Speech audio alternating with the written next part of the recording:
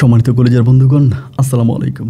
দূরে কাছে দেশে অদূরে বাইরে থেকে বন্ধুগণ ঠিক এই মুহূর্তে যে যেখান থেকে বাস্তব জীবনের গল্প শোনার জন্য আমার সামনে বসেছেন সবাইকে অনেক বেশি ধন্যবাদ। বন্ধুগণ, আর যে আপন জীবনের গল্পের 1276তম পর্বে আজ আমি আপনাকে শোনাবো সিলেটের ভাই মোহাম্মদ শফিকুল ইসলামের জীবনের আধ্যাত্মিক টাইপের চরম প্রতারণামূলক এক করুণ বাস্তব জীবন কাহিনী। বন্ধুরা, আজকের গল্পের টাইটেল কিয়ামতের ভয় দেখিয়ে পুত্রবধূকে বিয়ে করে শ্বশুর। আপনি চিন্তা করতে পারেন এ কেমন কথা?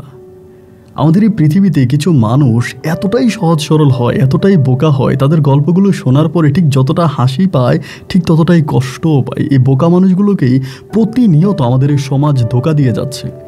আমাদের বাংলাদেশে একটা কোম্পানি ছিল ডেস্টিনি, হয়তো এই কোম্পানির নাম আপনারা অনেকেই শুনেছেন। আপনি টাকা দিচ্ছেন এখানে আর ওরা আপনার জন্য গাছ কিনেছে বান্দরবনে, শুধুমাত্র ব্রেন ওয়াশ করে কোটি কোটি টাকা নিয়ে গেল। ঠিক মানুষের ব্রেন ওয়াশ করে একটা মানুষকে একদিক থেকে অন্যদিকে নিয়ে যাওয়া যে কতটা সহজ, আর আমাদের এই সমাজে কিছু মানুষ যে সহজ সরল আর কতটা বোকা হতে পারে, আর এই বোকার পরিণতি তার জীবনে কতটা ভয়ঙ্কর হয়। আপনি যদি সিলেটের ভাই শফিকুল ইসলামের জীবনের এই গল্পটা শোনেন, আপনার শরীরের পশম দাঁড়িয়ে যাবে। স্মৃতিতে ধরে রাখার মতো শিক্ষণীয় এক বাস্তব জীবনের গল্প। আমি সবাইকে অনুরোধ করবো শুরু থেকে শেষ পর্যন্ত সিলেটের ভাই শফিকুল ইসলামের জীবনের এই বাস্তব গল্পটা আপনারা প্রত্যেকে আমার মুখে শুনুন এবং গল্প শেষে শফিকুল ইসলামকে আপনার মতো করে একটা মন্তব্য কমেন্ট বক্সে লিখবেন। ধন্যবাদ সবাইকে। সম্মানিত বন্ধুগণ, আসসালামু আলাইকুম। আমার নাম মোহাম্মদ শফিকুল ইসলাম, আমার বাড়ি সিলেট। বন্ধুরা, আমি আমার জীবনের এই গল্পটা শুরু করার শুরুতেই আপনাদেরকে আমার পরিবারের সম্বন্ধে জানিয়ে রাখি। আমার পরিবারে আমি আছি, আমার বাবা আছে, মা আছে, রয়েছে আমার দাদা দাদি সহ আমার কাকা ফুফি। আমাদের পরিবারে বাবা মায়ের একমাত্র সন্তান ছিলাম আমি। সিলেট শহর থেকে অনেক দূরের কোনো একটা গ্রামে আমাদের পরিবারটা ছিল এক উচ্চবিত্ত পরিবার। আমার বাবা পেশায় একজন প্রবাসী। আমি খুব ছোটোবেলা থেকে দেখে আসছি আমার বাবা প্রবাসে থাকে। আমার বাবা আমার মাকে বিয়ে করার পরে খুব কম সময় ধরে বাংলাদেশে থাকে, এবং আমি দুনিয়াতে আসার পরে আমার বাবা শুধু একবার বাংলাদেশে আসে যখন আমার বয়স ছিল প্রায় 3 বছর। 3 বছরে বাবা বাংলাদেশে এসে বেশি দিন থাকে না, সেখান থেকে আমার আব্বা আবারও চলে যায়। কিন্তু আমার বয়স যখন 3, ওই সময় বাবা বাংলাদেশে এসে আমার কাকাদের সাথে তার সয় সম্পত্তিগুলো ভাগাভাগি করে, এবং সম্পত্তিগুলো ভাগাভাগি করে পরে আমার আব্বু তখন আলাদা একটা বাড়ি বানায়, রাস্তার পাশে আলাদা একটা বাড়ি বানায়, ওখানে একটা বিল্ডিং নির্মাণ করে, এবং নির্মাণ করার পরে আমাকে আর আমার মাকে আর আমার নানুমণিকে একসাথে রেখে আমার আব্বা পুনরায় আবারও আরব দেশে চলে যায়। সেই সময়টাতে আমার দাদা দাদি ছিল এবং তারা আমার কাকার সাথে থাকতো, আর আমার ফুফুর বিয়ে হয়ে যায়। আমাদের পরিবারে ছিলাম আমি, মা আর আমার নানুমণি। আমার নানু আমাদের সাথে থাকতো। এরকম করেই তখন সময়গুলো কাটতেছে। আমার আব্বা বিদেশ যাওয়ার পরে আমার মা আমাকে অনেক আদর করতো, অনেক যত্ন করতো। বিদেশ থেকে আমার বাবা আমার জন্য অনেক গিফট পাঠাতো, অনেক টাকা পয়সা পাঠাতো। এইভাবে সময়গুলো অতিবাহিত হতে হতে একটা পর্যায়ে আমার বয়স যখন প্রায় 6 বৎসরের কাছাকাছি, সেই সময়তে আমার নানুমণি মারা যায়। আমাদের বাড়িতে আমার নানু মারা যায়, এবং নানু মারা যাওয়ার পরে মা সম্পূর্ণ একা হয়ে পড়ে। মা প্রচণ্ড রকমের ভয় পায় একা বাড়িতে থাকতে। এরকম করে সময়টা কাটতে কাটতে একটা পর্যায়ে আমার আব্বা তখন আমার মাকে বলল যে একটা কাজ করো, তুমি এই বাড়ি ছেড়ে চলে যাও। আমার যে কাকা আসতে বলে কাকার বাড়িতে চলে যাওয়ার জন্য, আমার দাদা দাদির সাথে থাকার জন্য। কিন্তু আমার মা আমার দাদা দাদির সাথে অ্যাডজাস্ট হতে পারতেছিল না। আমার দাদা দাদি একটু অন্যরকম ছিল, কথায় কথায় আম্মুর সাথে গ্যাট করতো, ঝামেলা করতো, ঝগড়া করতো। ঠিক এই জন্যই আমার দাদা দাদুর সাথে থাকাটা আমার মায়ের পছন্দনীয় ছিল না। এবং একটা পর্যায়ে এরকম করে সময়গুলো যখন পাস হচ্ছিল, একা একটা বাড়ির মধ্যে রাস্তার পাশে আমার মা থাকতো, এবং মায়ের ভিতরে না অনেকটা ভয় কাজ করতো, ভয় ভীতিতে কাজ করতো। এরকম করতে করতে আমাদের বাড়ির পাশেই মোটামুটি আমাদের বাড়ি থেকে খানিকটা দূরেই একটা মাদ্রাসা আছে, অনেক বড় একটা মাদ্রাসা, আলিয়া মাদ্রাসা। ওই মাদ্রাসায় বিভিন্ন ছেলেমেয়েরা পড়াশোনা করে। এই করতে করতে আমার মা তখন আমার আব্বারে বলল যে দেখো একটা কাজ করি, আমাদের এই শফিকুল তো বড় হইতেছে, ওরও তো আসলে পড়াশোনার দরকার, ওরও তো আমি তেমন কোনো স্কুলে কোথাও ভর্তি করি নাই। একটা কাজ করি, মাদ্রাসায় তো অনেক ছেলেরা আছে, অনেকেই শুনেছিলাম যে লজিং থাকে, অনেকেই লজিং বাড়িতে থাকে এরকম, তো আমি মাদ্রাসা থেকে একটা ভালো ছেলে খুঁজে আমার বাড়িতে লজিং রেখে দিই। আমার বাড়িতে যদি একটা ভালো ছেলেকে খুঁজে লজিং রাখি, ওই লজিং মাস্টারটা আমার ছেলেরও খোঁজখবর নিবে, মানে আমার ছেলেকে পড়াশোনা করাবে, আর আমার বাড়িতে যদি থাকে তাহলে আমার বাড়িতে একটা সাহস থাকবে। তারপরে আমার আব্বা তখন আমার মাকে বলল যে ঠিক আছে তুমি দেখো, কিন্তু ওইরকম ছেলে দেখো যে ছেলেটা ভালো, ফারাজগার, নামাজ পড়ে, কারণ এরকমভাবে তুমি একা বাড়িতে থাকো, উল্টাপাল্টা কোনো ছেলে রাখলে মানুষে খারাপ বলবে। তো এরপর আমার মা তখন করলো কি যে আমার বাবার কথা মতোই দেখে শুনে একটা ভালো ছেলেকে আমাদের বাড়িতে তখন লজিং মাস্টার হিসেবে রাখা হলো। যদিও এই লোকটা হচ্ছে মাদ্রাসায় পড়াশোনা করতো, কিন্তু তিনি অনেকটা বড় ছিলেন। এরকম কিছু মানুষ হয় না যাদের বয়স কম কিন্তু দেখতে শুনতে অনেকটা বড়, হৃষ্টপুষ্ট মনে হয়, এইরকম একটা লোককে তখন আমাদের বাড়িতে রাখা হলো। ওনার নাম ছিল শহীদ স্যার, আমি শহীদ হুজুর বলে ডাকতাম। উনি আমাদের বাড়িতে তখন নতুন করে থাকে এবং লজিং মাস্টার হিসেবে থাকতে শুরু করে। তা আমাদের বাড়ির সামনেই হচ্ছে একটা ছোট্ট ঘর আছে, ওই ঘরের মধ্যে তখন ওনাকে রাখা হয়, উনি ওই ঘরেই থাকতো। এবং আমার মনে আছে প্রতিদিন সন্ধ্যার সময় আমার আম্মা ওনার ঘরে আমাকে দিয়ে আসতো এবং আমি ওনার ঘরে পড়াশোনা করতাম। এবং রাত্র প্রায় 9টার দিকে আমার মা তখন খাবার নিয়ে যাইতো, ওনাকে খাবার দিয়া আমার মা তখন আমাকে সাথে করে নিয়ে আসতো। আমার মনে আছে আমাদের লজিং মাস্টার মানে আজান দিত, আমাদের বাড়ির সামনে আজান দিত এবং উনি 5 ওয়াক্ত নামাজ পড়তো, যথেষ্ট পরিমাণের ভালো একজন মানুষ ছিল। বিকেলবেলা আমাকে নিয়ে মাঠে ঘাটে ঘুরতে যেত, এদিক সেদিক আমাকে নিয়ে খেলাধুলা করতো। এই করতে করতে উনি প্রায় 2 বছরের মতো আমাদের বাড়িতে ছিল। এবং উনি কিন্তু পরীক্ষা দেয়, আপনার দাখিল পরীক্ষা দেয় এবং পরীক্ষা উনি ফেল করে। পরীক্ষায় যখন ফেল করে এবং ফেল করার পরেও উনি আর এই মাদ্রাসা ছেড়ে যায় না, তখন উনি আর মাদ্রাসায় পড়াশোনা করতো না, আমাদের বাড়িতেই থাকতো। আর আমার মাও ওনাকে নিজের মানুষ মনে করে ওনাকে মাসে মাসে টাকা দিত, ওনার পরিবারের জন্য টাকা পয়সা পাঠাইতো। এবং উনি এই বাড়ি ওই বাড়ি আশেপাশেও 2-1টা টিউশনি করতেন, আশেপাশে বাড়ি 2-1টা টিউশনি করতেন, সেই টিউশনিতে উনি যে টাকা পাইতেন আর আমার মা যে পরিমাণে টাকা দিতেন তাই দিয়ে উনি খুব ভালোভাবেই তার সময়গুলো কাটাচ্ছিলেন। আমাদের বাড়িতে খাইতো থাকতো, পাশের বাড়িতে হচ্ছে টিউশনি করতো, আমাকে নিয়ে বিকেলবেলা ঘুরতো আর রাতের বেলায় আমাকে পড়াশোনা করাতো। আর আমার মায়ের ঠিক যে সময় যেটা লাগতো নিজের মানুষের মতো করে আমার মায়ের জন্য বাজার সাজার করতো, আমার মায়ের জন্য এটা ওইটা নিয়ে আসতো। এরকম করে উনি 2 থেকে 3 বছর আমাদের বাড়িতে থাকার পরে আমার আব্বা তখন বিদেশ থেকে আসে। আমার মনে আছে আমার আব্বা বিদেশ থেকে আসার পরে এই লোকটাকে খুবই আদর করে এবং আমার আব্বা এই লোকটাকে ভাই ডাকে, মানে আমার আব্বা এই লোকটাকে নিজের ভাই ডাকে, যে আপনি আমার ধর্মের ভাই, আপনি আমার বউ আর সন্তানের দিকে খেয়াল রাখেন। এবং খুবভাবে লোকটাকে আমার আব্বা তখন বুঝিয়ে যায়। প্রায় 4 মাসের মতো আমার আব্বা বাড়িতে থাকে, এই লোকটাকে অনেক গিফট দেয়, অনেক টাকা পয়সা দেয়, ওনার জন্য পাঞ্জাবি, আতর, এটা ওইটা অনেক কিছু আমার আব্বু তখন নিয়ে আসে। যাই হোক, আমার আব্বু এইবার হচ্ছে 4 মাস থেকে আব্বু পুনরায় আবারও বিদেশ চলে যায়। এবার আব্বু যখন বিদেশে চলে যায় তো শহীদ স্যার আমারে পড়াইতো। এমন করতে করতে একটা পর্যায়ে মাঝে মাঝে শহীদ স্যার আর আমার আম্মু লুডো খেলতো। সেই সময়টাতে অনেক সময় দেখা যায় যে রাতের বেলায় ওনারা লুডো খেলতো, উঠানের মধ্যে চন্দ্রিমা রাতে অথবা কুফি জ্বালিয়ে, হারিকেন জ্বালিয়ে তখন লুডো খেলতো। এরকম লুডো খেলতে খেলতে এই আমার শহীদ হুজুরের সাথে আমার মায়ের একটা ভালো লাগার সম্পর্ক শুরু হয়। শহীদ হুজুর আমার মাকে অনেকটা মানতো, আমার মায়ের কথা শুনতো। আমার মা ঠিক যে সময় যেটা বলতো মায়ের সব কিছুই উনি অক্ষরে অক্ষরে পালন করতো। চন্দ্রিমা রাতে উঠানের মধ্যে যখন লুডো খেলতো, এরকম করে করে মায়ের সাথে শহীদ হুজুরের সম্পর্কটা একটু একটু করে গভীর হতে থাকে। এভাবে সময়গুলো কাটতে কাটতে একটা পর্যায়ে আমার মা বলে যে মায়ের নাকি ঘরের মধ্যে ভয় লাগে। আমি তো তখন একেবারেই ছোট না, আমি তখন আমাদের এলাকারই একটা মাদ্রাসায় পড়াশোনা করতাম। তো মাদ্রাসায় পড়তাম এবং আমি অনেক কিছুই বুঝতাম।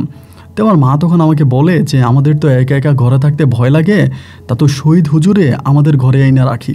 আম্মু আমারে বলে, তা আমি বলি যে শহীদ হুজুর কি আমাদের সাথে থাকবে? মা বলে থাকবে, কিন্তু তুই তোর আব্বারে বলিস না, তোর আব্বারেও বলিস না, তোর আব্বু যদি মানে তোর সাথে কথা হয় কখনো তোর আব্বুকে বলিস না যে শহীদ হুজুর যে আমাদের ঘরে থাকে, অথবা বাইরে কোনো বাচ্চাদের সাথে খেলাধুলা করতে গেলেও কারো কাছে কিন্তু ভুলেও বলিস না যে শহীদ হুজুর আমাদের ঘরে থাকে। আমি তখন আমার মায়ের বললাম যে না মা, আমি কারো কাছে বলবো না যে শহীদ হুজুর আমাদের ঘরে থাকে, এটা তুমি চিন্তা করো না।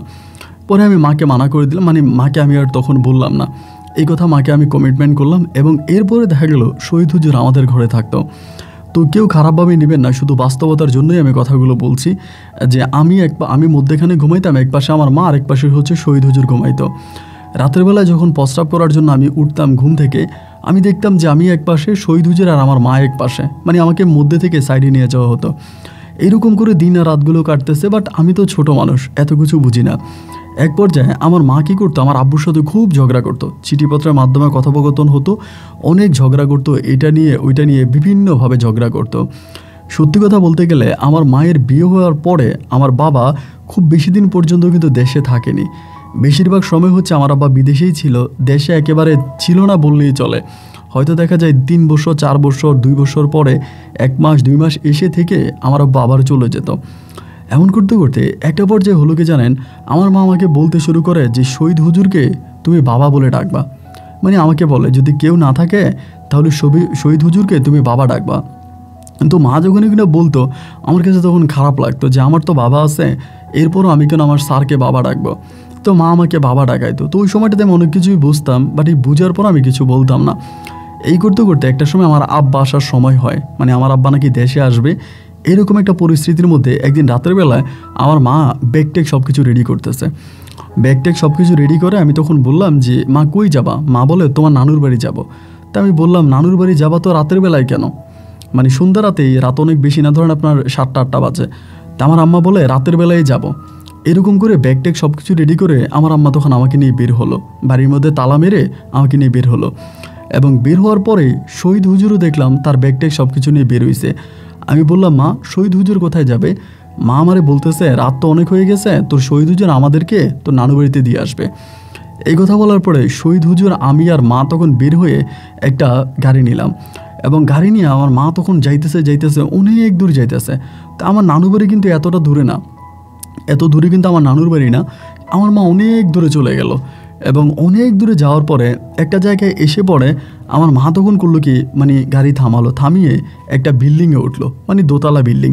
এটা একটু শহরের মতো, চারদিকে জগজাট, একটু আলো। আমি তখনও না বুঝি না, মারে বলি যে মা চারদিকে এত আলো কেন, আর তুমি এখানে কেন আসছো, এটা কোন জায়গা? মা আমারে বলে এটাই তো নানু বাড়ি। আমি বললাম যে এটা আমার নানু বাড়ি কেন? আমি তো নানু বাড়ি গেছি, নানু বাড়ি তো এরকম না। এরপরে মা তখন আমাকে নিয়ে ওই ঘরের মধ্যে একটা বিল্ডিং ভাড়া কেনে, একটা মানে ফ্ল্যাট ভাড়া নেয়। ওই ফ্ল্যাটে আমি, মা আর শহীদ হুজুর আমরা থাকতে শুরু করি। এরকম করে কত দিন কেটে যায় তার কোনো হিসাব আমার নাই। আমি কান্নাকাটি করি, আমি বাবার সাথে দেখবো বাবা নাকি দেশে আসবে, আমার বাবার সাথে কেন দেখা হয় না। আমার স্কুলেও কিন্তু ভর্তি করায় না, এই ঘরের মধ্যে আমাকে আটকায় রাখে। ওই ঘরে হচ্ছে 2টা রুম ছিল, এক রুমের ভিতরে মা আমাকে রাখতো আর আরেক রুমে মা আর শহীদ হুজুর একসাথে থাকতো। এবং আমি তখন শহীদ হুজুরকে যথারীতি আব্বু বলেই ডাকতাম। মানে আমার মা আমাকে বলে যে ওনাকে তুমি বাবা ডাকো, তাই আমি ওনাকে বাবা বলেই সম্বোধন করতাম। এইভাবে 1 দিন 2 দিন 3 দিন করে সময়গুলো সামনের দিকে যাচ্ছে আর আমি ঘরে থাকতে শুরু করি। এরকম করতে করতে আস্তে আস্তে করে আমি মানে সব কিছুর সাথে মানিয়ে নিই, মানে অ্যাডজাস্ট হয়ে যাই। শহীদ হুজুরকে বাবা করে ডাকতে শুরু করি, আমার মায়ের সাথেও থাকতে শুরু করি। এই করতে করতে আস্তে করে আমি আমার সময়গুলো সামনের দিকে পাস করতেছিলাম। ওই সময় কিন্তু শহীদ হুজুর ওই এলাকার বিভিন্ন জায়গায় হচ্ছে আপনার করতো, প্রাইভেট পড়াইতো বা বিভিন্ন জায়গায় বাচ্চা কাচ্চা পড়াইতো, এরকম করতো। এমন করতে করতে কতগুলো দিন বা কতগুলো বছর কেটে যায় আমি ঠিক জানি না। তখন আমি মোটামুটি অনেকটা বড়। আমার মনে আছে একদিন আমি স্কুল থেকে মা আমাকে নিয়ে আসতেছিল, আমাদের এলাকায় এখানে একটা ভর্তি করা, ওইখান থেকে আমাকে নিয়ে আসতেছিল। ওই সময় হঠাৎ করে আব্বুর সাথে রাস্তার মধ্যে দেখা এবং আমার আব্বুর সাথে ওই সময় পুলিশ ছিল এবং পুলিশ থাকা অবস্থায় আমার আব্বু গিয়েই আমাকে ধরে।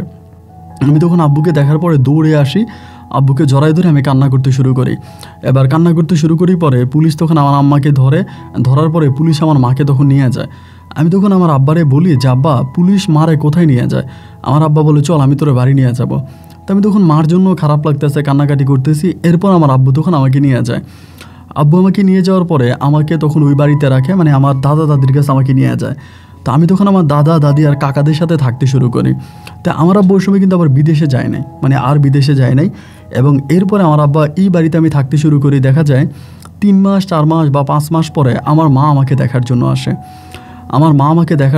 আমাকে এক নজর দেখে, আমাকে একটু কোলে নেয়, আমার জন্য চকলেট, চিপস, আচার এইটা ওইটা নিয়ে আসে এবং এগুলো আমি খাই। আম্মু আমাকে দেখে আবার আম্মু চলে যায়। আমি কিন্তু আবার এই বাড়িতে থাকে না, মানে যেদিন আসবে হয়তো 1 ঘন্টা 2 ঘন্টা থেকে দিনে আসবে, আবার দিনেই চলে যাবে। এরকম করতে করতে আমার আব্বা তখন আরেকটা বিয়ে করে। আমার দাদা দাদি তখন আমার আব্বুকে আরেকটা বিয়ে করাই দেয়। তো আমার একটা সৎমা আসে। আমার ওই সৎমাটা আমাকে অনেক আদর করতো, মানে আমাকে এত আদর করতো যা বলার মতো না। ওই সৎমায়ের সামান্য আদর ভালোবাসে আমি আমার নিজের মাকে ভুলে গেছি। আমার মা যখন এই বাড়িতে আসতো আমি মার সাথে কথা বলতাম না, মার সাথে খারাপ ব্যবহার করতাম, মানে আমি মাকে দেখতেই পারতাম না, সোজা কথা হচ্ছে না, মায়ের কথা শুনতেই পারতাম না। আমার সৎমা তখন আমাকে এত ভালোবাসতো।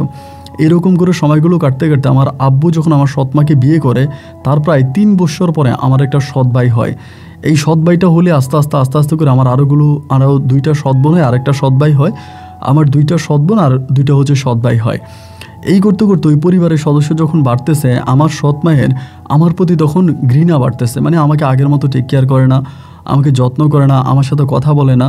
এবং একটা পর্যায়ে দেখা গেল যে আমার সৎ মা তো আমাকে অবহেলা করে করে আমার যে সৎ ভাই বোন আছে, আমার যে বাবা, যিনি আমাকে আমার মায়ের সাথে যুদ্ধ করে পুলিশ দিয়ে জোর করে আমাকে ধরে নিয়ে আসে, আমার সেই বাবা পর্যন্ত আমার সাথে ঠিকমতো কথা বলে না, আমাকে অবহেলা করে, আমার সাথে ঠিকমতো কথা বলে না। তখন আমি আমার আপন মাকে অনেক মিস করতাম। যে মা আমাকে পেটে ধরছে, তখন মায়ের জন্য খুব খারাপ লাগতো, আম্মুর জন্য কান্নাকাটি করতাম, আম্মু কোথায় চলে গেছে, আম্মুর সাথে দেখা হইতো না, মানে অনেকটা তখন মন খারাপ করতাম, অনেক মন খারাপ করতাম। আম্মুর জন্য এত খারাপ লাগতো, আমার আম্মু যেখানে ভাড়া থাকতো আমি একদিন গোপনে মানে লুকিয়ে ওইখানে চলেও গেছিলাম। এবং যাওয়ার পরে জানতে পারি যে আমার আম্মু ওই বিল্ডিংয়ে থাকে না, ওই বিল্ডিংয়ে আর আমার আম্মু থাকে না। এরপর আমি আবারও চলে আসি, আমার আব্বুর কাছে চলে আসি। এই করতে করতে পড়াশোনা তো নাই, দাদা দাদির কাছে থাকতেছি এবং সৎ ভাই বোনদের সাথে একরকম মারামারি কাটাকাটি করে আমার দিনগুলো তখন কাটতেছিল। এই করতে করতে আমি মোটামুটি প্রায় অনেকটাই বড় হয়ে যাই। এবং অনেক বড় হওয়ার পরে আমার বয়স যখন প্রায় আপনার 14 বছর বয়স, সে সময় আমার মা তখন আমাকে দেখতে আসে।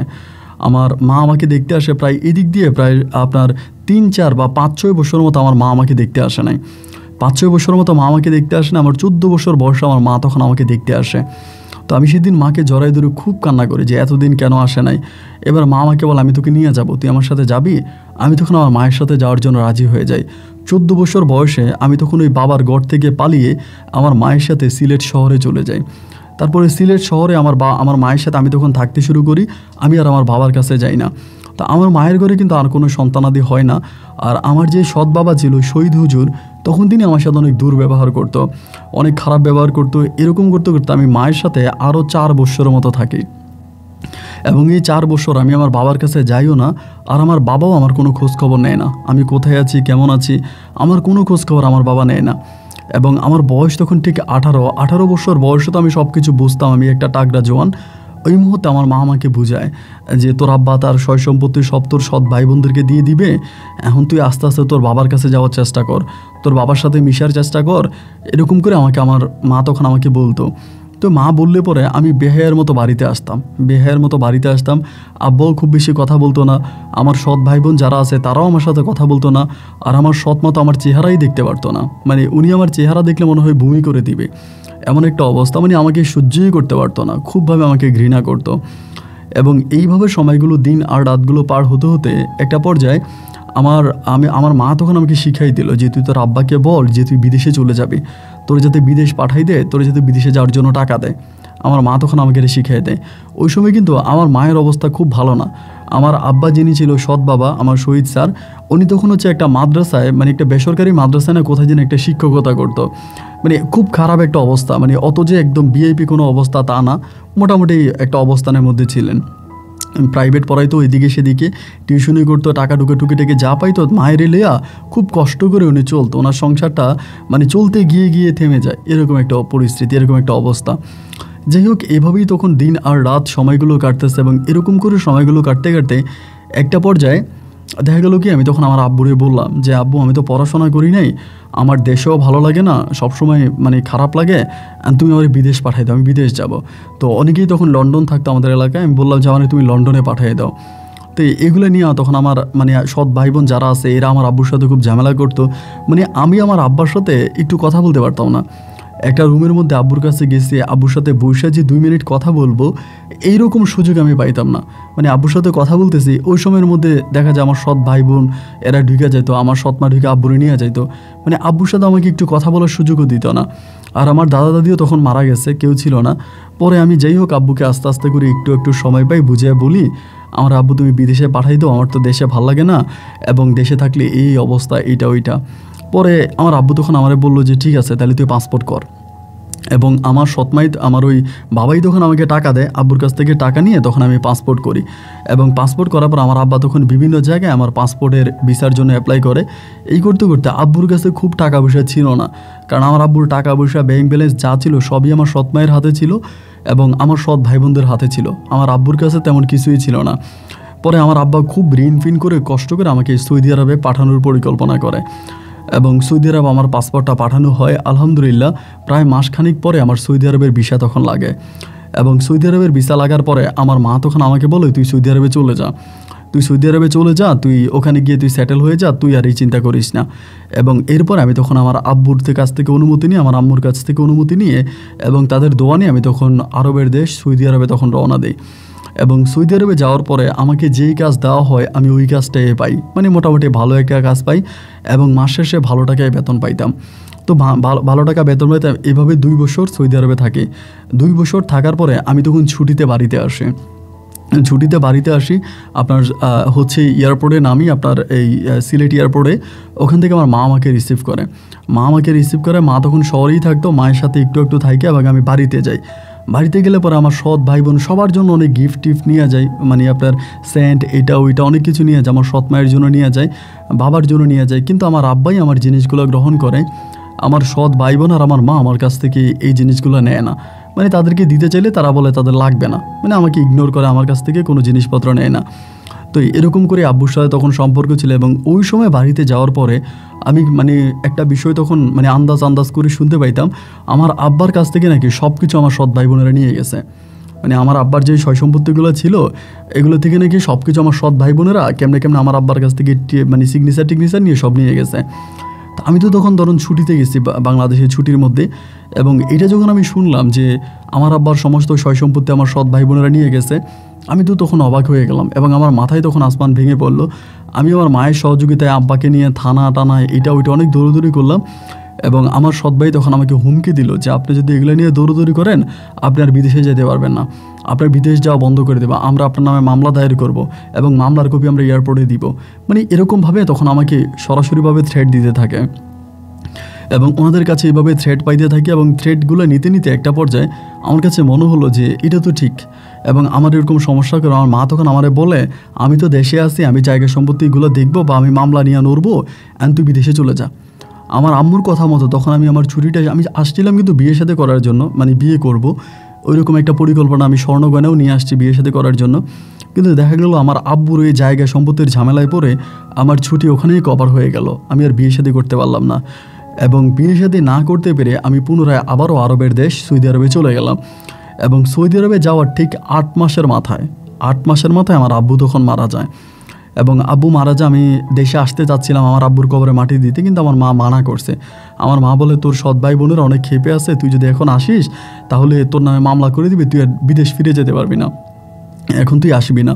তো আমার আম্মুর কথা মতো আমি দেশে আসলাম না, আমার আব্বুর দাফন কাফন হয়ে গেল, আমি তখন এই বিদেশে পড়ে আসছি। মানে মরা রূপে খারাপ বলতে একটা কথা আছে।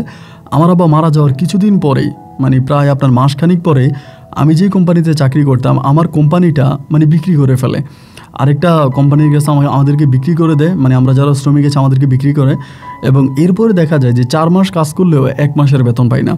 মানে এরপরে যে কোম্পানিটা ছিল এটা এত চেষ্টা ছিল, এইরকম ছিল যে মানে কাজ করতাম বেতন দিত না, আমাদের খাবারের টাকা পর্যন্ত দিত না। মানে আমরা কোম্পানি কাজ করে বাইরে যে ওভারটাইম করতাম ওই ওভারটাইমের বেতন দিয়ে আমরা খাইতাম থাকতাম, মানে খুব খারাপ একটা অবস্থা হয়ে যায়। প্রায় 8-9 মাসের মতো এই কোম্পানির আন্ডারে থাকার পরে আমি তখন একটা সময় কোম্পানি থেকে চুদ্ধ হয়ে যাই, মানে কোম্পানি থেকে আমি তখন পালাইয়া যাই।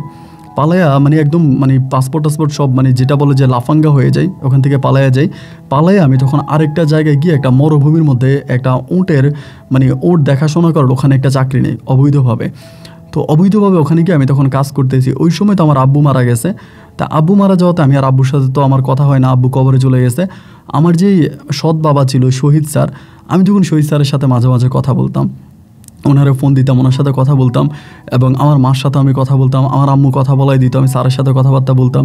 আমিও তখন ওনাকে আবার আব্বু ডাকতাম, ওই সময়টাতে আব্বু ডাকতাম। আব্বু মারা যাওয়ার পরে আমার মা আমারে বলে, তুই ওনারে বাবা বলে ডাক এবং ওনাকে তুই বাবা ডাক। তো আমার আম্মু যখন আমাকে বলতাম ওনাকে বাবা বলেই ডাকতাম, যদিও তিনি বয়সে অতটা বড় ছিল না।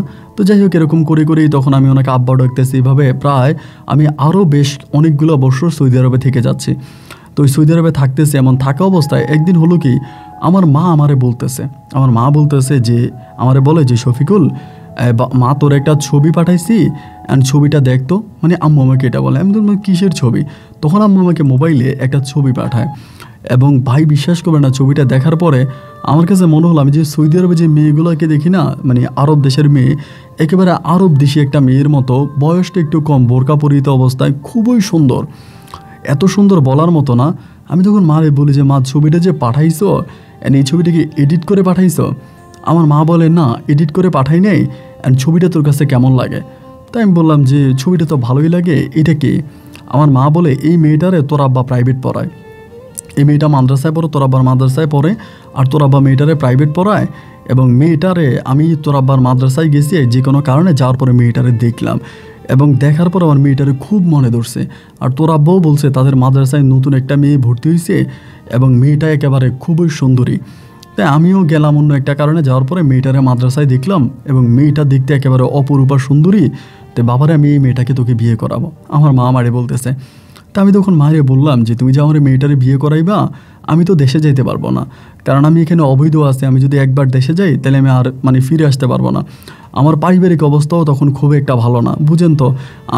আমার উপরেই তখন আমার মা ডিপেন্ড, আমার যে শহীদ বাবা আছে উনি ডিপেন্ড।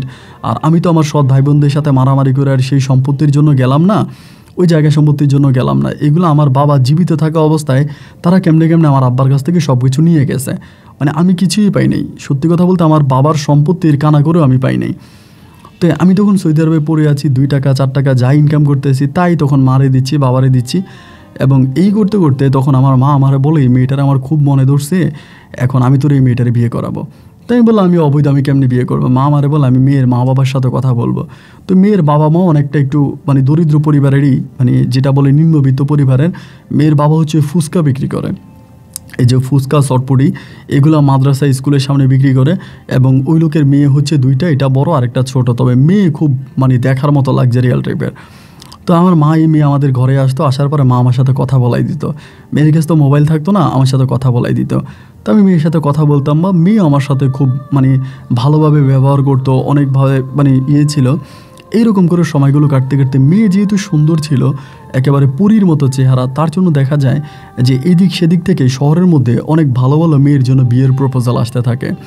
যেমন লন্ডন প্রবাসী বা বিভিন্ন দেশে থাকে, বড় বড় দেশে থাকে, ফ্রান্সে থাকে, ইতালি থাকে, এরকম ভালো ভালো দেশের প্রস্তাব তখন এই মেয়ের জন্য আসতে থাকে। অ্যান্ড একটা পর আমার আম্মা বলে তুই দেশে আয়, দেশে আসলে আমি এই মেয়েটার তোরে বিয়ে করাবো, মেয়েটাও আমারে খুব ভালোবাসে, আমিও মেয়েটারে ভালোবাসি, আর মেয়ের বাপ মারও আমার সাথে ভালো সম্পর্ক। আমি তখন মারে বললাম যে মা তুমি এইভাবে বললেই তো আমি যাইতে পারবো না, এবং আমার তো এইভাবে যাওয়া সম্ভব না।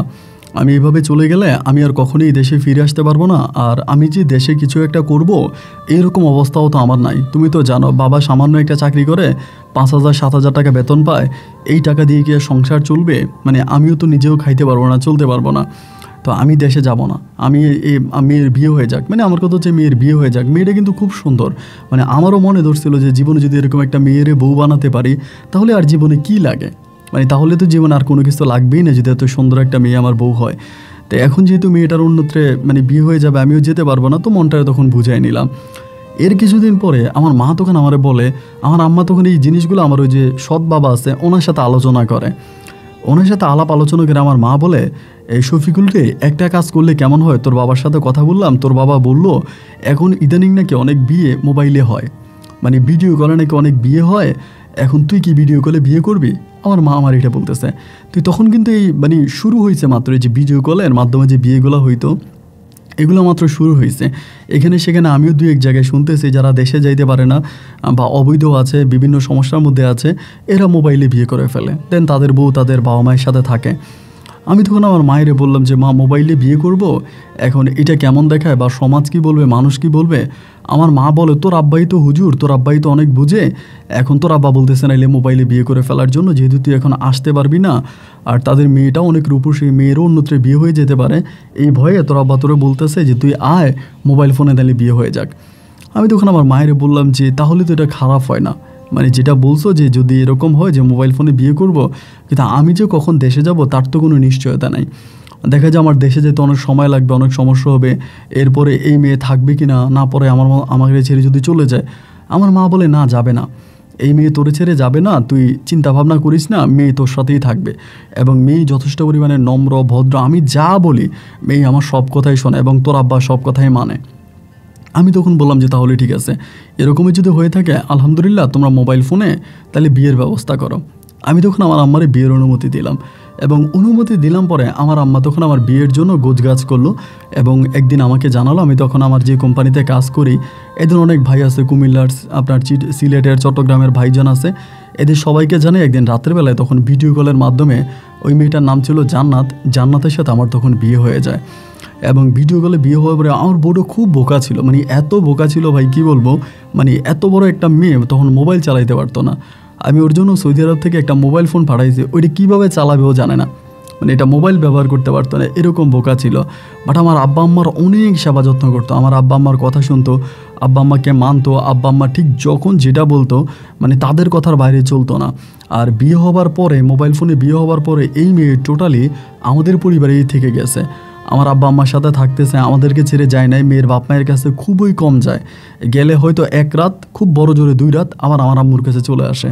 মানে আমার আম্মুরে ছাড়া কিছু বোঝে না, আমার আব্বু আম্মুকে ছাড়াও কোনো কিছুই বোঝে না। আর আমার আব্বু আম্মুও বলে যে এরকম লক্ষ্মী বউ এই তল্লাতে আর নাই, মানে পুরো এলাকা খুঁজলেও এত ভালো একটা বউ পাওয়া যাবে না, যে শ্বশুর শাশুড়িকে এভাবে মানে, তাদের কথা শোনে। এবং এভাবেইও তখন এই মেয়েটা আমাদের পরিবারে থেকে গেছে। আর আমারও তো ধরেন জীবনে কখনো ভালোবাসা আসেনি, এই যে এতটুকু বয়স হয়েছে কখনো কোনো মেয়ের দিকে চোখ তুলেও তাকাই নেই, কারোর প্রতি কোনো ভালো লাগা বা ভালোবাসা কাজ করে নেই। হঠাৎ করে একটা আসমানের চাঁদ আমি পেয়ে গেলাম এবং যার জন্য আমি এই মেয়ের প্রতি খুবই দুর্বল হয়ে গেছি। এই মেয়ের সাথে কথা না বললে থাকতে পারতাম না এবং তার জন্য কেমন জানি পাগল হয়ে যাইতাম। সারা দিনে কখন তার সাথে কথা বলবো, তার কণ্ঠ শুনবো, তার একটু দেখবো, মানে এইরকম মনের ভিতরে কাজ করতেছে। তা আমি বিয়েটা করার প্রায় 2 বছরের মাথায়, মানে 2 বছরের মাথায় ও কিন্তু আবার আমার আব্বুর কাছে পড়তো, আমার আব্বুরে পড়াইতো, আরবি পড়াইতো, এটা ওইটা পড়াইতো, আমার আব্বুর কাছে পড়তো। এভাবে প্রায় 2 বছরের মাথায় আমার বউ জানি কেমন গম্ভীর হয়ে যায়।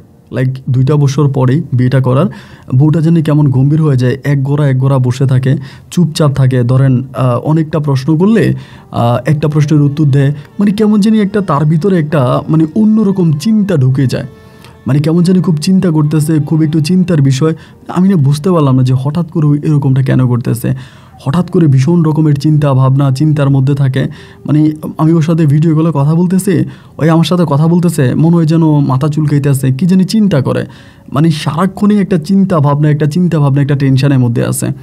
তখন আমি আসলে বুঝতে পারতেছিলাম না যে এরকম চিন্তা ভাবনা ও কী করে, এতটা কীভাবে। মায়েরা তখন আমি বলি যে মা, তোমাদের বউ তো এরকম করে, সারাক্ষণই কী জানি চিন্তা করে, মাথা চুলকাইতে থাকে, কী জানি করতে থাকে, মানে ওর ভিতরে মনে হয় অনেক টেনশন কাজ করে।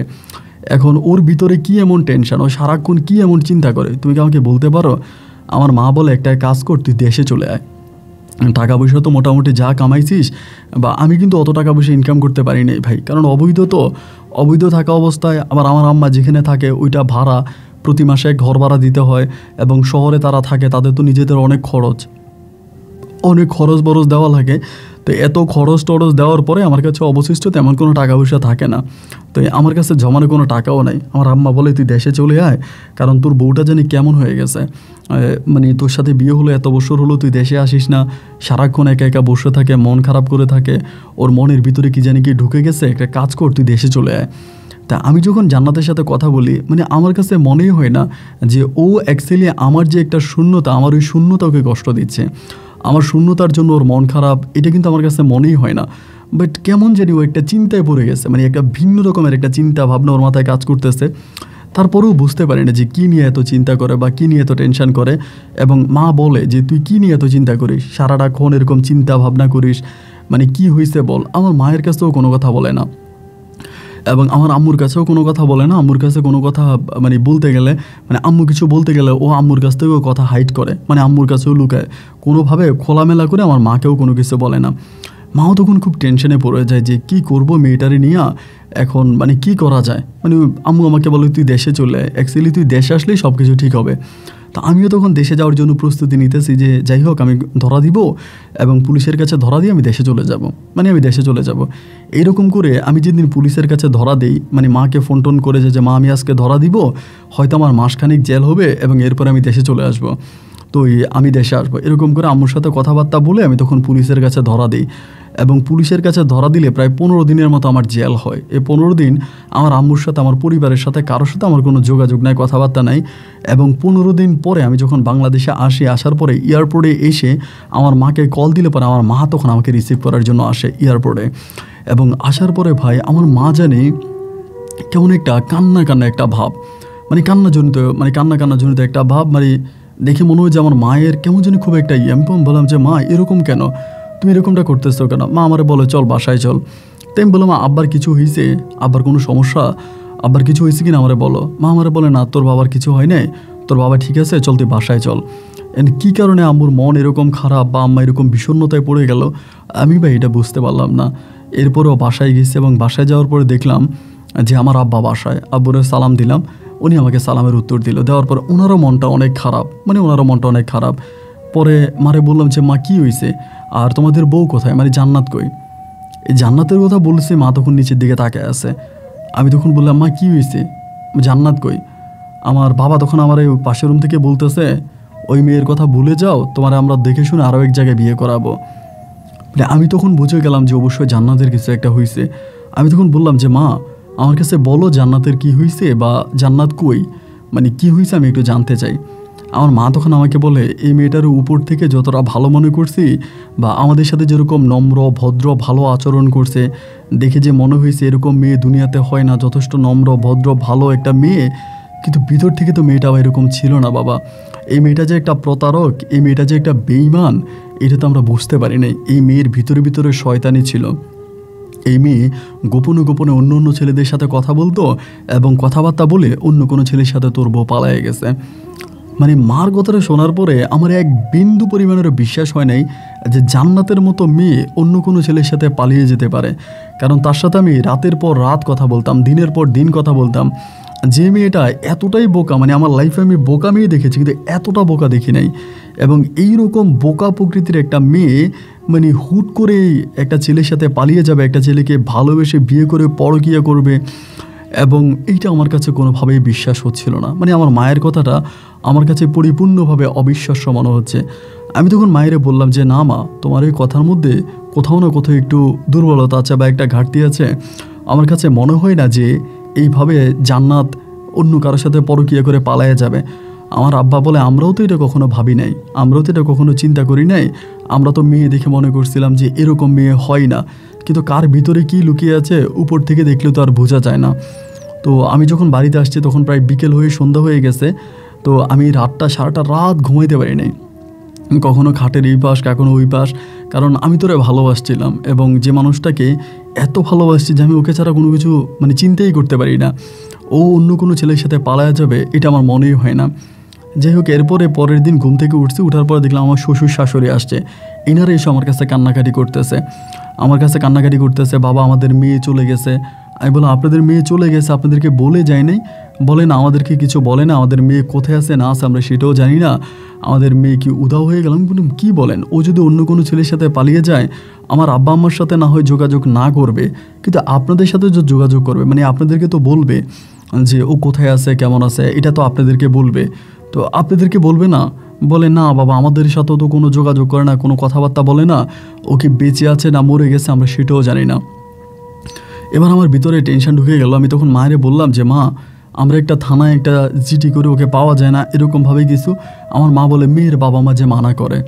তো আমি আমার শ্বশুর শাশুড়ির বললাম যে আপনারা কেন মানা করেন, ওর যেহেতু পাওয়া যাচ্ছে না আমরা থানার মধ্যে একটা ডায়েরি করে ও কোথায় চলে গেল। মেয়ের বাপ মা বলতেছে না বাবা এটা কইরো না, আমাদের তো একটা মান সম্মান আছে, আমরা একটা গ্রামে থাকতাম, ওই গ্রামে 10 জন আমাদেরকে চিনে, এবং মেয়ের বাবা একটু হুজুর টাইপের, উনি একটু মোল্লা টাইপের, উনি এমনি ফুচকা টুচকা বিক্রি করে কিন্তু দাড়ি টাড়ি আছে, পাঞ্জাবি পরা। তা আমার বলে বাবা এটা করলে আমার আরেকটা ছোটো মেয়ে আছে, আমার ছোটো মেয়েটার আমি আর বিয়ে দিতে পারবো না, মানুষের জানাজানি হয়ে যাবে, আমার মেয়ে পালাইছে, আমার মেয়ে যেখানেই গেছে বা যেই নিয়ে গেছে আমার মেয়ে যদি সত্যি হয়ে থাকে আমার মেয়ে আমার কাছে ফিরে আসবে, তুমি এগুলো করো না। এবং এরপরে আমি আর জান্নাতকে খুঁজে পাচ্ছি না, এদিকে ওইদিকে বিভিন্ন দিকে জান্নাতকে খুঁজে বেড়াইতেছি বিভিন্ন লোকের মাধ্যমে, মানে যতটুকু চিনি বা জানি ওরকমভাবে খুঁজে বেড়াইতেছি, বাট কোথাও জান্নাতের বিন্দু মাত্র কোনো সন্ধান পাওয়া যায় নাই। ও কোথায় গেছে, কোন জায়গায় গেছে, কই আছে এটা কেউই বলতে পারে না, মানে টোটালি কেউই বলতে পারে না। যাকে জিজ্ঞেস করি বা যে জায়গায় যাই ওর কোনো সন্ধান পাওয়া যায় না। আমাদের আশেপাশের বাসায় যে মানুষগুলো থাকতো ওই মানুষগুলোর সাথে যখন কথা বলি তারা সবাই আমাকে একই কথা বলে, তোমার বউটা এত ভালো ছিল, এত ভালো ছিল যা বলার মতো না। তোমার বউ কখনো কোনো ছেলের সাথে পরকীয়া করে পালায়া যাবে এটা আমরা বিশ্বাস করি না। আমাদের মনে হয় মেয়েটার সাথে অন্য কিছু হয়েছে, মেয়েটার মনে হয় কেউ কিডন্যাপ করে নিয়ে গেছে, মেয়েটার মনে হয় কেউ কিডন্যাপ করে নিয়ে গেছে। মেয়েটা অনেক বোকাশোকা, এরকম একটা বোকাশোকা মেয়ে কখনো কোনো ছেলের সাথে পালায় যেতে পারে না, আমাদের এটা বিশ্বাস হয় না। আমিও তখন ভাবতে মানে আমিও তো জানি ও আসলে এরকমই যথেষ্ট বোকা শোকা টাইপের একটা মেয়ে, ওর মাথায় কোনো এত বুদ্ধিশুদ্ধি নেই বা এতটা ট্যালেন্ট না, অনেক চালাক না। তো এরপরে আমিও ওদের মতো করেই চিন্তা করতেছি বা ওদের মতো করেই বলতেছি যে কোথায় যেতে পারে, কে নিতে পারে, কোন জায়গায় যেতে পারে। আমিও তখন এই পাগলের মতো ওকে এই গলি ওই গলি এখানে ওইখানে খুঁজে বেড়াইতেছি, কিন্তু ওর কোনো সন্ধান আমি আর খুঁজে পাই না। এরই মাঝে হঠাৎ করে আমার আব্বা আরেক জায়গায় আমার বিয়ে ঠিক করে ফেলছে। আমার আব্বা আরেক জায়গায় বিয়ে ঠিক করে ফেলছে, আমারে বিয়ে করাই দিবে। আমি তখন আমার আব্বারে বললাম যে আমি তখন বিয়ে করব না, আমি এখন বিয়ে করব না, তুমি আমার বিয়ে করার জন্য উঠে পড়ে লাগছো কেন? মানে আমার আব্বা এমন করতেছে যে আমাকে জোর করে বিয়ে করাই দিবে। আমি বিয়ে করতে রাজি না, আমি এখন বিয়ে করব না, কিন্তু না উনি আমাকে বিয়ে করাই দিবে। তোর বিয়ে করাই লাগবে এবং এভাবেই তুই থাকতে পারবি না, এবং এভাবে থাকলে আমি একজন হুজুর মানুষ, সবাই আমারে খারাপ বলে, তুই বিয়ে কর। মানে আমার আব্বা আমাকে বিয়ে করার জন্য একরকম খুবভাবে আমাকে জোর জবরদস্তি করতেছে। তাই আমি বললাম যে না, আমি এই সময় বিয়ে করব না, আমি এখন বিয়ে করব না, তুমি আমার একটু সময় দাও এবং দেখি জান্নাতের কোনো সন্ধান পাওয়া যায় কিনা। আমার আব্বা আমাকে ডিরেক্টলি বলে যে জান্নাতের সন্ধান যদিও পাওয়া যায়, এই মেয়েকে তো আমি আর তোর ঘরের বউ বানায় আনবো না, এই মেয়েকে তো আমি আর তোর ঘরে বউ বানায় আনবো না, এবং এই মেয়ে কোনোদিনও তোর ঘরে আসতে পারবে না। এটা তুই কখনোই চিন্তা করিস না, যেই মেয়ে পরপুরুষের সাথে চলে গেছে, পালিয়ে গেছে, এই মেয়েরকে আমি তোর ঘরে বউ বানায় আনবো না। এখন তুই তোর মতো করে যদি বিয়ে করিস অন্য কোথাও তাহলে ভালো, আর যদি বিয়ে না করিস তাহলেও আমি ওই মেয়েকে আনবো না। মানে আব্বার সাফ কথা, ওই যে জান্নাত কেন আমাদের ঘরে উঠাবে না। এরপর আমি ওকে খুঁজতেছি, আমি বারবার জান্নাতের আব্বা আম্মার সাথে কথা বলি যে আপনাদের সাথেও কি কোনো যোগাযোগ করে না, আপনাদেরকেও কি কোনো কল দেয় না, মানে আপনাদের সাথেও কি কোনো যোগাযোগ নেই? তারাও বলে যে না, তাদের সাথেও যোগাযোগ নাই, তাদের সাথেও কথোপকথন নাই, এরকম করে কথা বলে।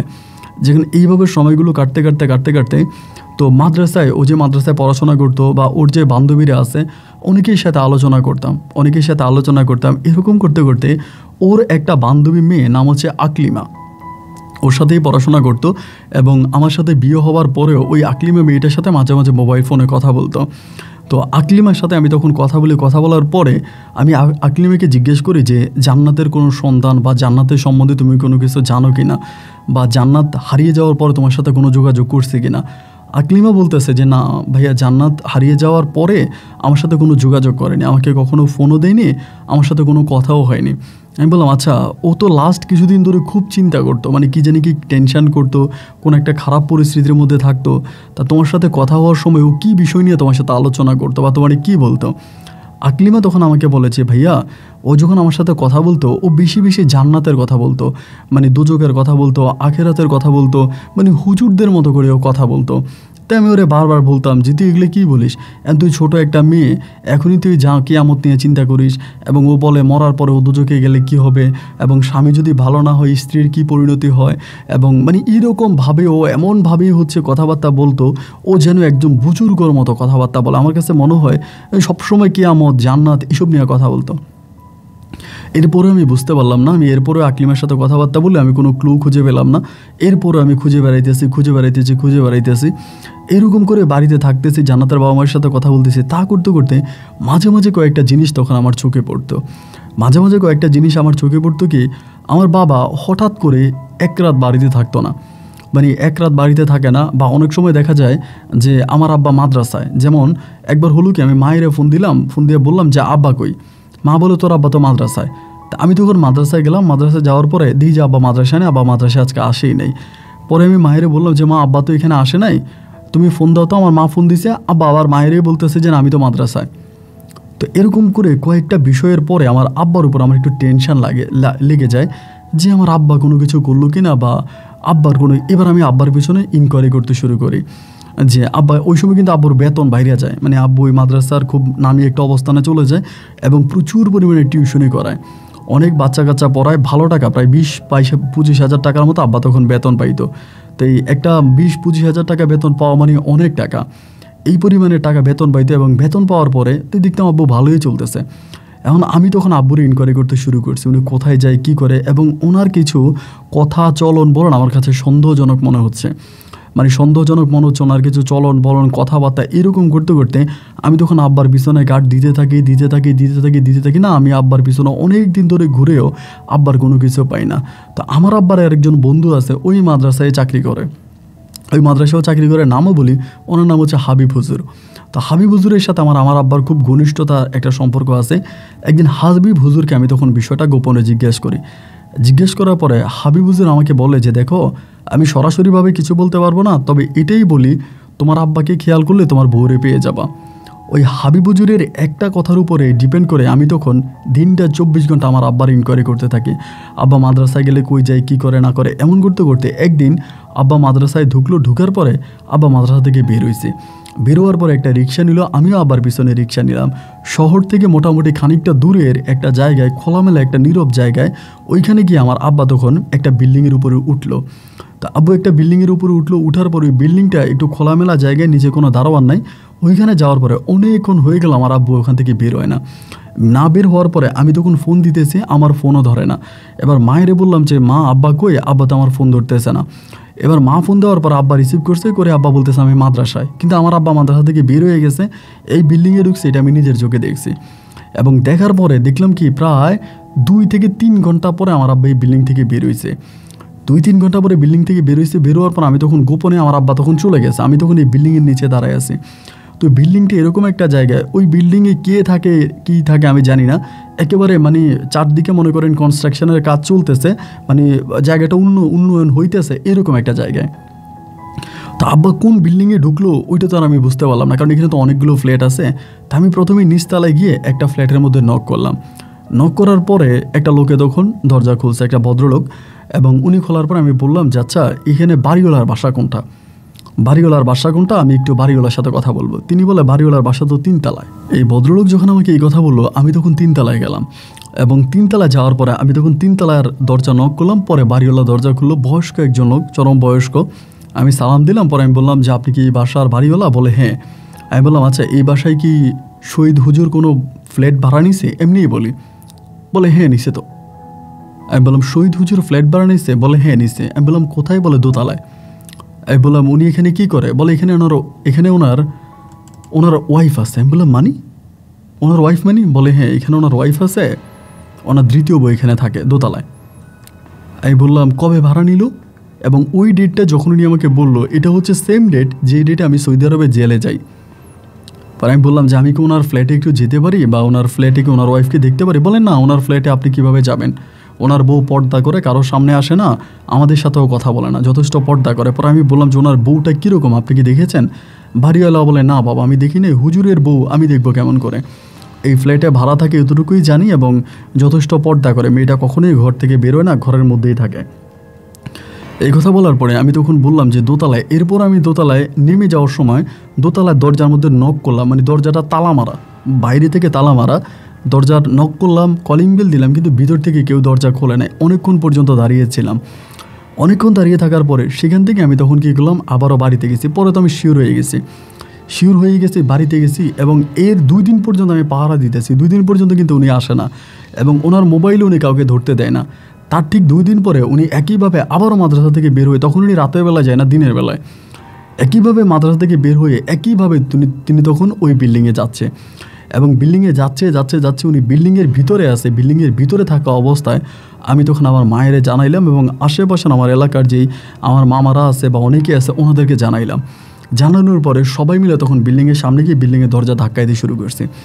দরজা ধাক্কাইতেছে, দরজা খোলে না। একটা সময় বাড়িওয়ালা আসে, দরজা ধাক্কানোর পরে প্রায় আধা ঘন্টা পর আমার আব্বা তখন দরজা খুলছে। দরজা খোলার পর আমি বললাম আপনি এখানে? আব্বা বলে তুই এখানে আসছিস কেন? আমি বললাম আপনি এখানে কী করেন? এই কথা বলে আমি ভিতরে ঢুকতে যাবো, কিন্তু উনি আমাকে ঢুকতে দেয় না দেখে আমি ধাক্কা দিয়ে তখন ভিতরে ঢুকে গেছি। ঢুকে যাওয়ার পরে আমি দেখলাম যে ওই রুমের ভিতরেই একটা ফ্ল্যাটে, মানে একটা রুমের মধ্যে আমার বউ বসে আছে, একদম পর্দা করে বসে আছে। আমি তখন বললাম কে তুমি? তখন কথা বলে না। আমি বললাম তোমার নাম কি জান্নাত? বলে হ্যাঁ। আমি বললাম তুমি কি আমার বউ? বলে না, আমি আপনাকে তালাক দিয়েছি। আমি বললাম তো আমাকে তালাক দিয়ে আমার আব্বারই বিয়ে করছো? বলে হ্যাঁ করছি। আমি বললাম কেন? বলে জান্নাতের আশায়। আমি বললাম তুমিই তো জান্নাত। বলে মৃত্যুর পরে জান্নাতের আশায়। আমি বললাম যে মৃত্যুর পরে তুমি জান্নাতে যাবে, আমার আব্বাকে বিয়ে করলে, আমার আব্বা কি আউলিয়া না পীর না দরবেশ, আমার আব্বারই বিয়ে করলে তুমি জান্নাতে যাইবা? পরে ওই আমারে বলতেছে, আমি কিন্তু ওর রুমে ঢুকে দরজা আটকাই দিছি, মানে বাইরে আমি কারোর সাথে কথা বলতেছি না।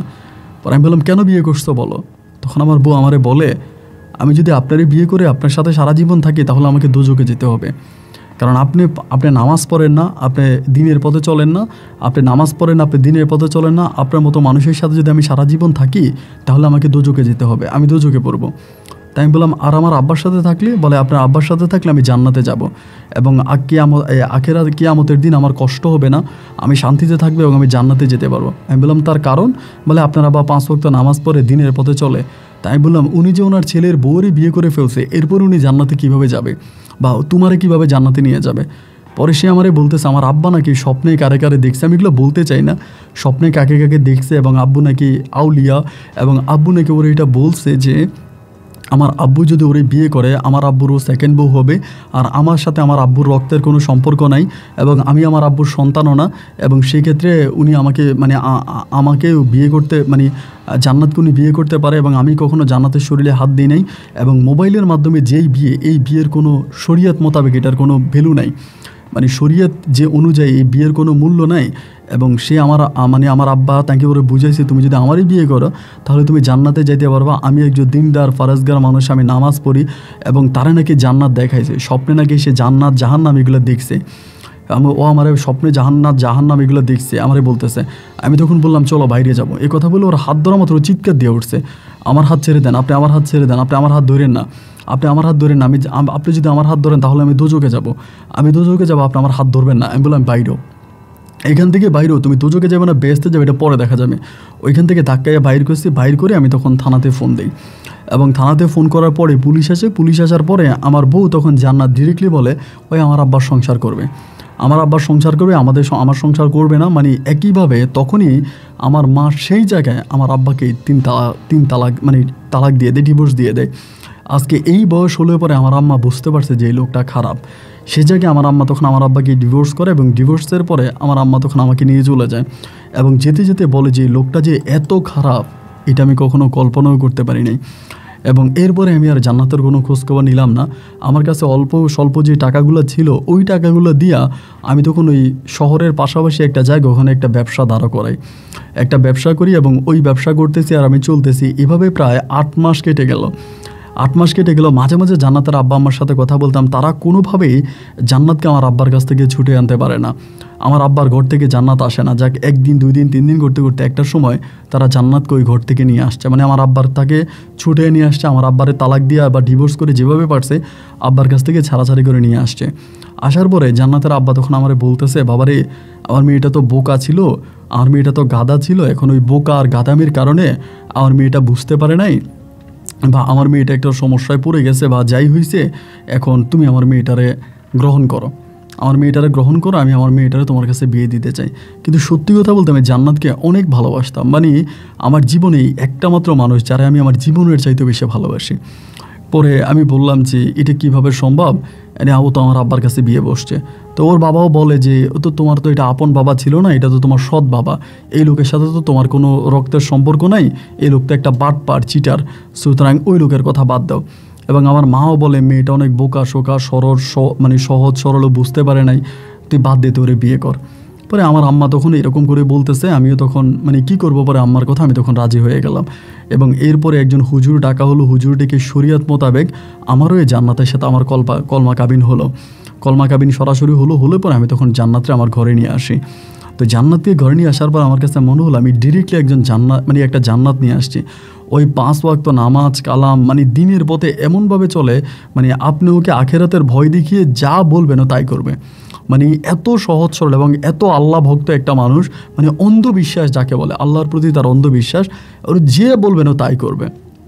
তাহাজ্জুদ আমি আমার জীবনে দেখি না আমার বউ তাহাজ্জুদ কাজা করতে, তাহাজ্জুদের নামাজ, ফজরের নামাজ, 5 ওয়াক্ত নামাজ, সকালবেলা কোরআন তেলাওয়াত, মানে একটা পরপুরুষের সামনে জীবনও যাবে না, একটা পরপুরুষের সামনে যাইতো না। যাই হোক আলহামদুলিল্লাহ এভাবেই তার সাথে আমার সংসার জীবন কাটতে থাকে। 1 দিন 2 দিন 3 দিন করে এরকম করে সময়গুলো কাটতে কাটতে একটা পর্যায়ে আমার ঘরে একটা কন্যার সন্তান হয়, মানে আমার একটা মেয়ে হয়। এবং আমার এদিক দিয়ে কিন্তু আমার আব্বা ওই যে শফিকুল ইসলাম সরি আপনার এই শহীদুল ইসলাম, উনি কিন্তু সবার কাছে ধমক দিতেছে যে উনি এমন অবস্থা করবে, আমার বউরে মানে শরীরে ফোসকা উঠে মরে যাবে, জান্নাতের শরীরে ফোসকা উঠবে, আমার শরীরে ফোসকা ফুটবে, আমরা বাঁচবো না, আমাদের অনেক বড় ক্ষতি হয়ে যাবে, জান্নাত যাতে ওনাকে ছেড়ে দেয়, মানে আমাকে ছেড়ে দেয়, আমার সাথে না থাকে। এইগুলো জান্নাতের বাবা আমাকে ধমক দিত, জান্নাতের আব্বা আমারে বলতো যে এইটা করো, এগুলো করতে হতো। এই করতে করতে আমার আব্বা একটা সময় এই শহীদুল ইসলাম হুজুরে করে কি আমার বউয়ের পিছনে একটা জিন চালান করে দেয়। ভাই এই জিনটা চালান করে দেওয়ার পরে জান্নাতের যে কত সমস্যা হয় আমি আপনাকে বলে বোঝাতে পারবো না। মানে রাতের বেলায় মেয়েটার উপরে মনে হয় আল্লাহর মানে কিয়ামতটা নেমে আসে। এত চিল্লাইতো, এত চিৎকার করে শুধু বলতে আমারে মেরে ফেলে, আমার গলা টিপ দিয়ে ধরছে, আমারে উলঙ্গ করে ফেলতেছে, আমার এটা করতেছে, আমার ওইটা করতেছে। মানে কী যে অবস্থা ওর উপরে হইতে আমি বলে বোঝাতে পারবো না। যাই হোক, অনেক কষ্ট করে আমার দোকানপাটে আমার ব্যবসা বাণিজ্য যা ছিল মোটামুটি এই সমস্ত ব্যবসা বাণিজ্য আমি সব বিক্রি করে দিয়েছি, শুধু হুজুর আর আপনার কবিরাজের পিছনে ঘুরতে। এদিকে অনেক ঘটনা আছে ওর সাথে, রাতের বেলায় যেগুলো হইতো, অনেক কাহিনী। আমি শুধু হুজুর কবিরাজের কাছে দৌড়াইতাম, হুজুরের কাছে, মাওলানার কাছে, মুন্সির কাছে, আমার বউর সাথে এগুলো হয়। মানে দোকানপাট আমি সব বিক্রি করে দিয়ে শুধু হুজুর। ব্যবসা বাণিজ্য আমি দোকান বন্ধ করে দিয়েছি। লাস্ট পর্যন্ত এরকম হয়েছে যে আমি দোকানটা বিক্রি করে দিয়া প্রায় 2-2.5 বছর পরে আমার মেয়েটা তখন মোটামুটি বড় হয়ে যায়।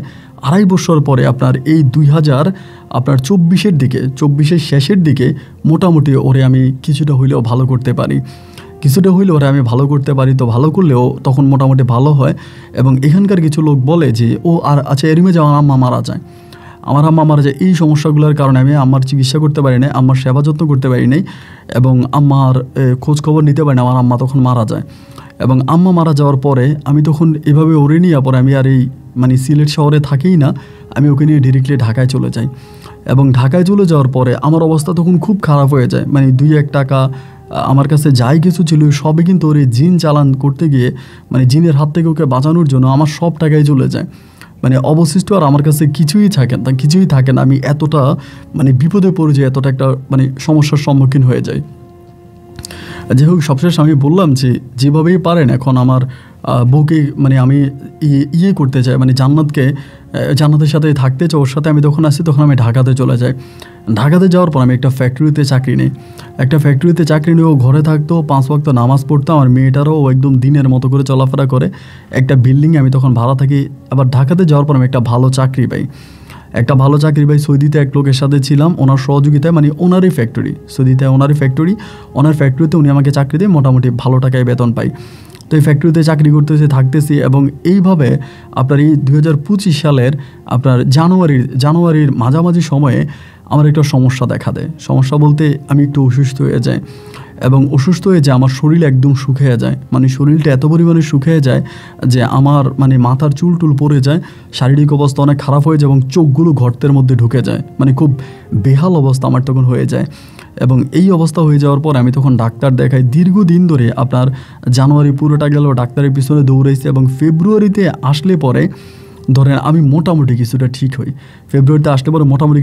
এবং মোটামুটি ভালো হবার পরে আপনি শুনলে অবাক হয়ে যাবেন যে আমি ডাক্তারের মাধ্যমে জানতে পারি যে আমার ব্লাড ক্যান্সার হয়েছে, এবং ক্যান্সার যখন ধরা খাইল, এবং ধরা খাওয়ার পরে ডাক্তার বলতেছে যে আমি লাস্ট স্টেপে আছি, মানে শেষে আছি, যে আমার শারীরিক কন্ডিশন ভালো না, আমি যে কোনো সময় মারা যেতে পারি। এবং আমার একদম শরীর পুরো কঙ্কালের মতো শুকিয়ে গেছে, এবং শরীরের অবস্থায় এতটাই খারাপ হয়ে গেছে যে আমি শরীরটা নিয়ে হাঁটতে পারি না। তো আমার বাড়ির আমি যে বাসায় ভাড়া থাকতাম, ওই বাসার বাড়িওয়ালা খুব ভালো মনের মানুষ, মানে উনি আমার পরিস্থিতি বুঝতে পারছে ঢাকাতেই। তো আমি যে এরকম ক্যান্সারে আক্রান্ত, বা আমার বউ যে ফারাজগার 5 ওয়াক্ত নামাজ পড়ে দিনের পথে চলে, তো এইটা বুঝতে পারার পরে তিনি তখন আমারে বলল যে আপনার ভাড়া দিতে হবে না। বিশ্বাস করেন যে বাসা ভাড়া মাসে 8,000 টাকা, আর 9,000 টাকা এখন সব কিছু মিলে 9,000 টাকা ভাড়া উনি আমাকে মৌকুফ করে দেয়। আর মনে হয় এরকম বাড়িওয়ালা পুরো ঢাকা শহরে আপনি খুঁজলে একটাও পাবেন না, যে উনি একমাত্র ব্যক্তি যে কিনা আমাকে তার বাসা ভাড়াটা মাফ করে দেয়। আজকে প্রায় এই 3-4 মাসের মতো আমি ওনার বাসায় আছি, এবং আমি টোটালি কোনো ভাড়া দিই না। এবং আমার শারীরিক অবস্থার কারণে আমি এখন মানে নিজের চিকিৎসাটাও করতে পারি না, আর ডাক্তারও বলছে চিকিৎসা কোনো লাভ নাই। মানে আল্লাহ আমাকে যতটুকু হায়াত রেখেছে এরপরে আমি চলে যাব, কারণ আমার মানে যে আমি ক্যান্সারের একদম শেষ স্টেপে আছি, একদম শেষ জায়গার মধ্যে। তো সেই জায়গায় আসলে আমার বাঁচার কোনো সুযোগ নাই। তো আমি কাজও করতে পারি না, আমি বেশিরভাগ সময় আসলে আপনাকে কি বলবো, নিজের সংসারটাও চালাতে পারি না। এইরকমভাবে সময়গুলো কাটতে কাটতে এই যে বাড়িওয়ালার ছেলে মেয়েরা থাকে হচ্ছে আপনার কানাডাতে। ওনারা কানাডায় থাকে এবং ওনারা ওনার বাবাকে কানাডায় নিয়ে যেতে চায়, কিন্তু এই ভদ্রলোক কানাডায় যেতে চায় না, মানে উনি কানাডায় যাবে না। তো ওর বাপ মাই আসে, মানে ওনার ছেলে মেয়েরা কানাডা থেকে আসে এবং আসার পরে আমাকে দেখে, আমার ওয়াইফকে দেখে আমাকে মোটামুটি টাকা পয়সা দিয়ে একটু সাহায্য সহযোগিতাও করে। এই অবস্থার ভিতরে তারা আমার বউকে দেখে, আমার বউকে দেখার পরে তাদের অনেক ভালো লাগে এবং আমার বউ যেরকম পর্দা করে নামাজ পড়ে দিনের পথে চলে, সেখানে তারা আমাকে একটা প্রস্তাব দেয়। মানে প্রস্তাবটা আসলে কীরকম ভাবে আমি আপনাকে বলি, এরকমভাবে বলে যে তাদের বাবা মানে আসলে কি বাড়িওয়ালাই ওকে পছন্দ করছে না তার মেয়েরা পছন্দ করছে, এটা আমি সঠিক বলতে পারি না। মানে তারা আমার ওয়াইফকে বিয়ের প্রস্তাব দেয়, মানে তাদের বাবাকে তারা আমার ওয়াইফ জান্নাতকে বিয়ে করাবে এবং জান্নাতের পুরনো ইতিহাসও তারা জানে, সবই তারা জানে। জানার পরে বলতেছে যে আমার আব্বা তো এরকম লাস্টের দিকে তো আমার আব্বাকে দেখাশোনা করার জন্য একটা মানুষ লাগবে, আমার আব্বার তো শারীরিক কন্ডিশন অনেকটা খারাপ, তো বাবা হয়তো অসুস্থ হয়ে যাবে, আমার আব্বাকে দেখাশোনা করতে হবে। আর আমার আব্বাকে আমি চাচ্ছিলাম যে আপনার ওয়াইফকে আমার আব্বুকে বিয়ে করানোর জন্য, এবং আপনি যা কয়েকদিন বাঁচবেন আপনি আমাদের সাথেই থাকবেন, আমরা আপনার সেবা যত্ন করব, আর আমার আব্বা আপনার ওয়াইফকে বিয়ে করবে শরীয়ত মোতাবেক। আপনি আপনার ওয়াইফকে ছেড়ে দিলে পরে আমার আব্বা বিয়ে করবে। আমার আব্বা বিয়ে করে, আমার আব্বা তো বুড়ো বয়সে একটা মানুষ দরকার আমার আব্বার দেখাশোনা করার জন্য, সেবা করার জন্য। সে জায়গা থেকে আমার আব্বা চাচ্ছে আপনার ওয়াইফকে বিয়ে করার জন্য। আপনার ওয়াইফকে আমার আব্বাও পছন্দ করেছে। তবে জান্নাতকে আজকে প্রায় আপনার 3-4টা মাস ধরে যেভাবেই বুঝাইতে আসি যে জান্নাত তুমি একটু বুঝতে চেষ্টা করো, তুমি ওনার ঘরে চলে যাও, এবং এই লোকটা বয়স্ক হলেও তার মন অনেক ভালো, উনি তোমাকে বিয়ে করবে। দেখো আমার তো এমন একটা অবস্থা, আমি হয়তো আজকে রাতেই চলে যেতে পারি, আর তুমি তো আমার চিকিৎসাও করতে পারো না, আর আমি তো আমার চিকিৎসা করেও লাভ নাই, তা আমি তো মারা যাব, তুমি এই লোকের সংসার করো, এই লোকের কাছে চলে যাও। আমি মৃত্যুর পরেও যদি দেখি তুমি ভালো আছো, আমার মেয়েটা ভালো আছে, আমি অনেকটা শান্তি পাবো। দেখো আমার মেয়েটার অনেক বয়স হয়ে গেছে, এখন আমি মেয়েটাকে স্কুলেও ভর্তি করাতে পারি নাই। ওর মতো মেয়েরা এখন মানে পড়াশোনা করতেছে, ও এখন আমার সেবা করে, আমার পায়খানা পরিষ্কার করে, তোমারে পরিষ্কার করে।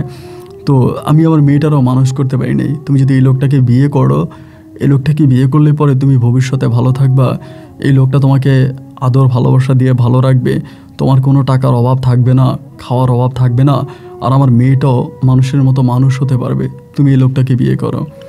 কিন্তু আমার বউ আমাকে একটা কথাই বলে, যতদিন আল্লাহ আপনার নিঃশ্বাস রেখেছে, আপনি যতদিন বেঁচে থাকবেন ততদিন পর্যন্ত আমি কখনোই অন্য কাউকে বিয়ে করতে পারবো না, আমি কখনোই অন্য কাউকে আমার স্বামী হিসেবে মেনে নিতে পারবো না, আমার দ্বারা এটা কোনোভাবেই সম্ভব নয়।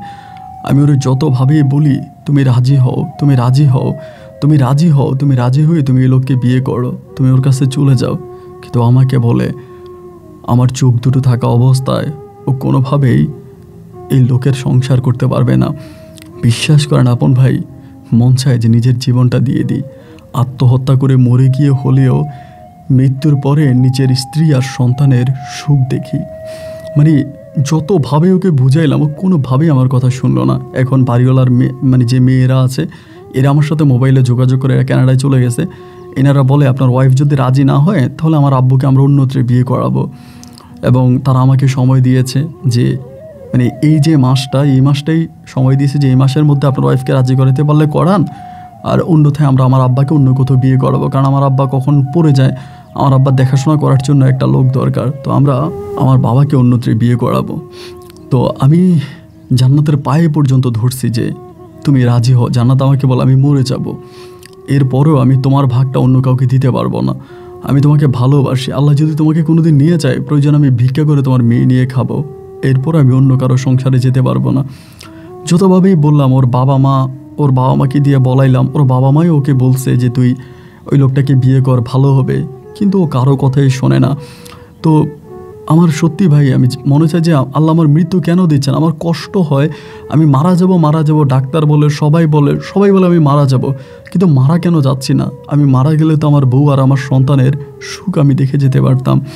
আজ এমন একটা পরিস্থিতির মধ্যে আছে যে প্রতিটা রাতে ঘুমানোর সময় আল্লাহকে বলি, আল্লাহ আজকে রাতেই যেন আমার মরণ হয়, আজকে রাতেই যেন আমার মরণ হয়, কিন্তু সকালে সূর্য উঠে নতুন দিন শুরু হয়, আমি মরি না, আর চোখের সামনে এই জিনিসগুলো দেখে যাচ্ছি। যদি বাড়িওয়ালা অন্য কোনো জায়গায় বিয়ে করে ফেলে, আমার বউয়ের এখনও পুরো যৌবন রয়েছে, অনেক রূপ রয়েছে, আমি জানি না আমার মৃত্যুর পরে আমার বউ কোথায় গিয়ে দাঁড়াবে, আমার বউয়ের কী হবে। আমি আপনাকে কথাগুলো বলছি, আমি মাঝে মাঝে দেখি আমার বউয়ের কাছে একটা মোবাইল ফোন আছে, ওইটা দিয়ে আপনার গল্পগুলো শোনে আর কাঁদে, এবং ও আপনার অনেক বড় একটা ভক্ত, আপনার গল্পগুলো শোনে, যার জন্য আমি আপনাকে আমার বউর অনুমতি না নিয়েই আমার জীবনে ঘটে যাওয়া সমস্ত ঘটনাগুলো আপনাকে জানালাম। আপন ভাই, অনুরোধ থাকবে আপনার কাছে যে আপনি আমার বউকে বুঝে একটু হলেও বলেন যাতে আমার বউ ওই লোকটাকে বিয়ে করে।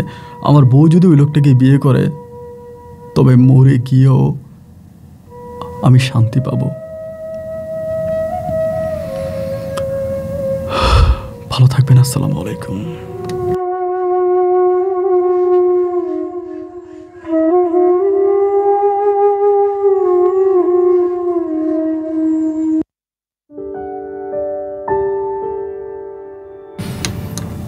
ও বন্ধুরা, আমরা রাতে ঘুমাতে যাওয়ার আগে আল্লাহকে বলি, আল্লাহ সকালে সূর্য যাতে আমি দেখতে পাই, আল্লাহ তুমি আমাকে আরও বাঁচিয়ে রাখো, আমরা আরও বাঁচতে চাই।